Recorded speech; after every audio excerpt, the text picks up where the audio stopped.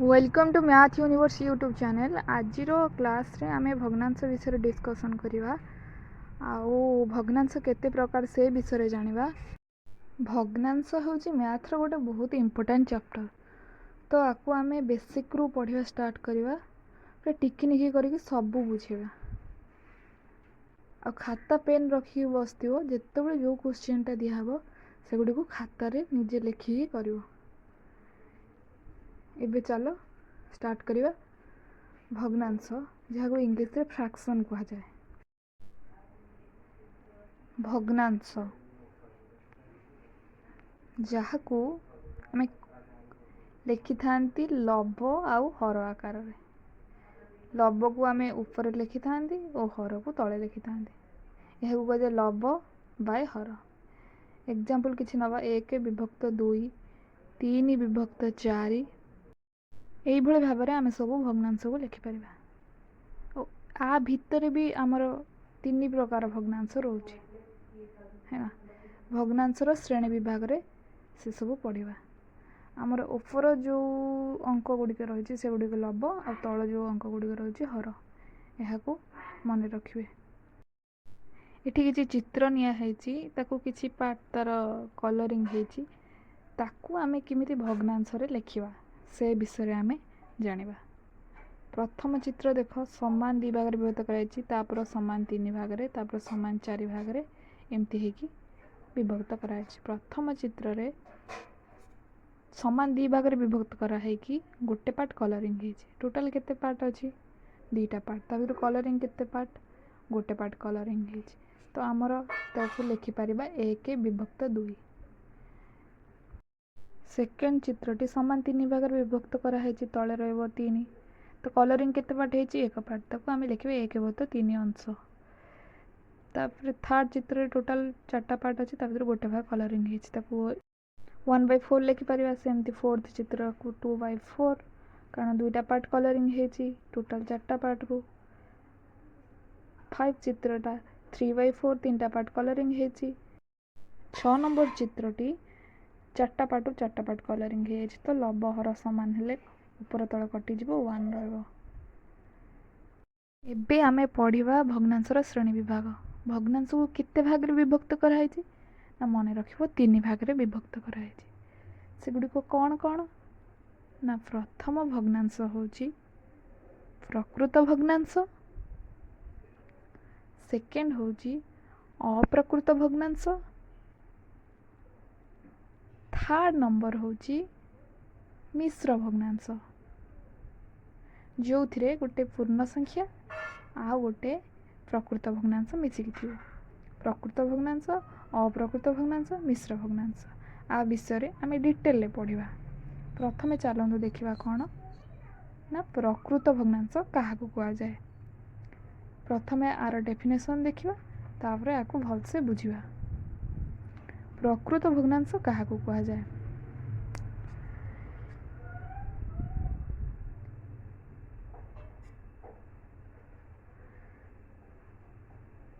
जेउ भग्नांशर love स्थान ओ हर बड़ होता है, सही प्रकार भग्नांश को आमे केउ भग्नांश कहिताउ ना प्रकृत भग्नांश कहिताउ। मन रखिबे प्रकृत भग्नांश रे लव स्थान होइतिबा बेले हर बड़ होता है। एबे आमे गोटे भग्नांश को देखि कहि परिबा जे या प्रकृत भग्नांश कि नहीं। गोटे धाड़ी रे लिखले कोन हबो ना love is less than her. Love को आमे इंग्लिश टर्म रे कहिथाउ न्यूमरेटर, हर को डिनोमिनेटर कहिथाउ। तो एटा को मन रखिबे। प्रकृत भग्नांश रे लव स्थान होइते, हर बड़ होइते। किछि एग्जांपल नै जिबा जार कि लव स्थान थिबो आ हर बड़ थिबो। 1 विभक्त 2 आर गोटे एग्जांपल प्रकृत भग्नांश रो 5 विभक्त 7, 6 विभक्त 11, जो थिरे कि सबु थिरे लव स्थान होथुआ बेले हर बड़ होछि। एई भଳି भाबरे आमे प्रकृत भग्नांश रो एग्जांपल नै परिबा ओ आमे गोटे भग्नांश को देखि कहि परिबा जे यह प्रकृत भग्नांश कि नुहे। आपरे आमे पढ़िबा अप्रकृत भग्नांश काहाकू कुआ जाए। କାହାକୁ କୁହାଯାଏ ନା ପ୍ରକୃତ ଭଗ୍ନାଂଶର ଠିକ୍ ଓଲଟାଟା ହେଉଛି ଅପ୍ରକୃତ ଭଗ୍ନାଂଶ। କ'ଣ ତାହେଲେ ଡେଫିନେସନ୍ଟା ହେଇଥିବ? ଯେଉଁ ଭଗ୍ନାଂଶର ଲବ ବଡ଼ କିନ୍ତୁ ହର ସାନ ହୋଇଥାଏ। ମନେ ରହିଲା, ଯେଉଁ ଭଗ୍ନାଂଶର ଲବ ବଡ଼ ହୋଇ ହର ସାନ ହୋଇଥାଏ ସେଇ ଭଗ୍ନାଂଶକୁ ଆମେ କେଉଁ ଭଗ୍ନାଂଶକୁ ନା ଅପ୍ରକୃତ ଭଗ୍ନାଂଶ କହିଥାଉ। ଅପ୍ରକୃତ ଭଗ୍ନାଂଶରେ ଲବ ବଡ଼ ହର ସାନ। ତ ତାକୁ ଆମେ ଗୋଟେ ଲାଇନରେ ଲେଖିଲେ କ'ଣ ହେବ ନା ଲବ ଇଜ୍ ଗ୍ରେଟର ଦ୍ୟାନ୍ ହର, numerator is greater than denominator. Odia ଜାଣିବା ସହିତ ଆର ଇଂଲିଶରେ ବି ଏମାନଙ୍କୁ ସବୁ କ'ଣ କୁହାଯାଏ ଏହା ବି ଜାଣିବା ଦରକାର, କାରଣ ବଡ଼ କ୍ଲାସ୍ ହେଲେ ଆମେ ଇଂଲିଶରେ ହିଁ ପଢ଼ିବା। ତ ସର୍ଟସ୍ ଭିଡ଼ିଓରେ ମୁଁ ଲବ ହର ପ୍ରକୃତ ଭଗ୍ନାଂଶ ଅପ୍ରକୃତ ଭଗ୍ନାଂଶ ଆକୁ ସବୁ ଇଂଲିଶରେ କ'ଣ କୁହାଯାଏ ମୁଁ ଆକୁ ପକାଇଦେବି, ସେ ଭିଡ଼ିଓଟା ଚେକ୍ କରିନେବେ। ତ ଆମେ ଲେଖିଦେଲେ 3/2, 5/3, 7/3, 105, 24 ଏସବୁ ଗୋଟେ ଗୋଟେ ଉଦାହରଣ କାହାର ନା ଅପ୍ରକୃତ ଭଗ୍ନାଂଶର ଇଏ ଗୋଟେ ଗୋଟେ ସବୁ ଉଦାହରଣ। ଆମେ ଯେଉଁ ଅପ୍ରକୃତ ଭଗ୍ନାଂଶ ପାଇଲେ ତାକୁ ଆମେ କନଭର୍ଟ କରିବା କେଉଁଥିରେ ନା ମିଶ୍ର ଭଗ୍ନାଂଶରେ କନଭର୍ଟ କରିବା। ମିଶ୍ର ଭଗ୍ନାଂଶ ଆଉ ଅପ୍ରକୃତ ଭଗ୍ନାଂଶ ପରସ୍ପର ଇଣ୍ଟରକନେକ୍ଟେଡ଼ ହେଇକି ରହିଥାନ୍ତି ସବୁବେଳେ। କ୍ୱେଶ୍ଚିନ୍ ସବୁବେଳେ ପଡ଼ିବ ମିଶ୍ର ଭଗ୍ନାଂଶକୁ ଅପ୍ରକୃତରେ କନଭର୍ଟ କର, ଅପ୍ରକୃତକୁ ମିଶ୍ରରେ କନଭର୍ଟ କର। ଚାଲନ୍ତୁ ଦେଖିବା ମିଶ୍ର ଭଗ୍ନାଂଶ କାହାକୁ କୁହାଯାଏ। ମିଶ୍ର ଭଗ୍ନାଂଶ କାହାକୁ କୁହାଯାଏ? ମିଶିକି ଥିବ ଦୁଇଟା ସଂଖ୍ୟା, ଗୋଟେ ଥିବ ପୂର୍ଣ୍ଣ ସଂଖ୍ୟା ଆଉ ଗୋଟେ ଥିବ ପ୍ରକୃତ ଭଗ୍ନାଂଶ। ପ୍ରକୃତ ଭଗ୍ନାଂଶ କାହାକୁ କୁହାଯାଏ ଆମେ ଜାଣିଛନ୍ତି। ତ ଗୋଟେ ପୂର୍ଣ୍ଣ ସଂଖ୍ୟା ଆଉ ଗୋଟେ ପ୍ରକୃତ ଭଗ୍ନାଂଶ ମିଶ୍ରଣରେ ଆମେ ଗୋଟେ ମିଶ୍ର ଭଗ୍ନାଂଶ ପାଇଥିବା। ଚାଲନ୍ତୁ ତାର ଗୋଟେ ଏକ୍ଜାମ୍ପଲ୍ ଦେଖିବା। ତାର ଗୋଟେ ପୂର୍ଣ୍ଣ ସଂଖ୍ୟା ଲେଖିବା।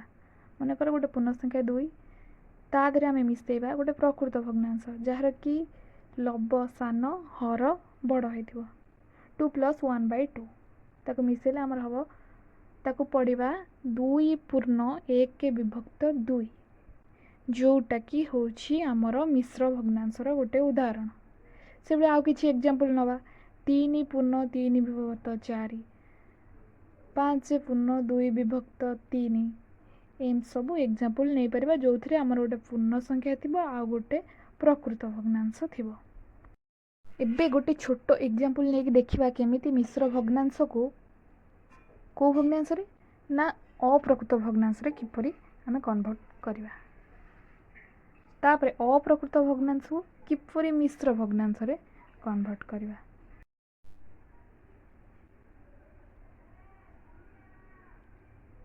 ମିଶ୍ର ଭଗ୍ନାଂଶର ଗୋଟେ ଏକ୍ଜାମ୍ପଲ୍ ନେବା। ଧର ଆମେ ଏଇଠି ଯେଉଁ ନେଇଥିଲେ ସେଇଟାକୁ ନେବା 2/1/2 ମିଶ୍ର ଭଗ୍ନାଂଶର ଗୋଟେ ଏକ୍ଜାମ୍ପଲ୍। ତାକୁ ଆମେ କନଭର୍ଟ କରିବା ଅପ୍ରକୃତ ଭଗ୍ନାଂଶରେ। ଫାଷ୍ଟ ହରକୁ ପୂର୍ଣ୍ଣ ସଂଖ୍ୟା ସହିତ ଗୁଣିକି ଲବରେ ମିଶାଇବା। 2×2 4 ମିଶାଣ 1, 5/2 ଯେଉଁଟାକି ଆମେ ପାଇଲେ କ'ଣ ନା ଅପ୍ରକୃତ ଭଗ୍ନାଂଶ। ଅପ୍ରକୃତ ଭଗ୍ନାଂଶରେ ଆମେ ଜାଣିଛନ୍ତି ଲବ ବଡ଼ ଓ ହର ସାନ। ଆମର ଯେଉଁ ଆନ୍ସର୍ଟି ବାହାରିଛି ସେଇଟା ଦେଖ, 5 ବଡ଼ 2 ସାନ, ଏଇଟା ଗୋଟେ ଅପ୍ରକୃତ ଭଗ୍ନାଂଶ। ତ ଏହିପରି ଭାବରେ ଆମେ ଗୋଟେ ମିଶ୍ର ଭଗ୍ନାଂଶକୁ ଅପ୍ରକୃତ ଭଗ୍ନାଂଶରେ କନଭର୍ଟ କରିପାରିବା। ନେକ୍ସଟ କ୍ଲାସ୍ରେ ପଢ଼ିବା ଅପ୍ରକୃତ ଭଗ୍ନାଂଶକୁ କିପରି ମିଶ୍ର ଭଗ୍ନାଂଶରେ ପରିଣତ କରାହୁଏ। ଆଜି ଯାହା କିଛି ପଢ଼ା ହେଲା ତାପରେ କିଛି କ୍ୱେଶ୍ଚିନ୍ ଅଛି। ଏଇ ଭଗ୍ନାଂଶ ଗୁଡ଼ିକୁ ଚିହ୍ନଟ କରିବ କିଏ କେଉଁ ପ୍ରକାର ଭଗ୍ନାଂଶ, ଆଉ 2ଟି ଚିତ୍ର ଅଛି ତାକୁ ଚିତ୍ରିତ ଅଂଶକୁ ଭଗ୍ନ ସଂଖ୍ୟାରେ ପରିଣତ କରିବ। ବ୍ୟାକଗ୍ରାଉଣ୍ଡରେ ଯେଉଁ ସାଉଣ୍ଡ ଗୁଡ଼ା ଆସୁଛି ପ୍ଲିଜ୍ ତାକୁ ଇଗ୍ନୋର କରିବ। ମୁଁ ଜାଣିଛି ଭଏସ୍ ମୋର ସ୍ଲୋ ଆସୁଛି, ତ ମୁଁ ତାକୁ ନେକ୍ସଟ ଭିଡ଼ିଓରେ ଇମ୍ପ୍ରୁଭ୍ କରିବା ପାଇଁ ଟ୍ରାଏ କରୁଛି। ଆଉ ଯେଉଁ ସ୍କ୍ରିନ୍ ଛୋଟ ହୋଇଯାଇଛି ତାକୁ ବି ଇମ୍ପ୍ରୁଭ୍ କରିବାକୁ ଟ୍ରାଏ କରିବି। ଯଦି ଭିଡ଼ିଓଟି ଭଲ ଲାଗିଥାଏ ତ ଲାଇକ୍ ସେୟାର ସବସ୍କ୍ରାଇବ୍ ଯାହା କରିବା କଥା ସବୁ କରିଦେବେ।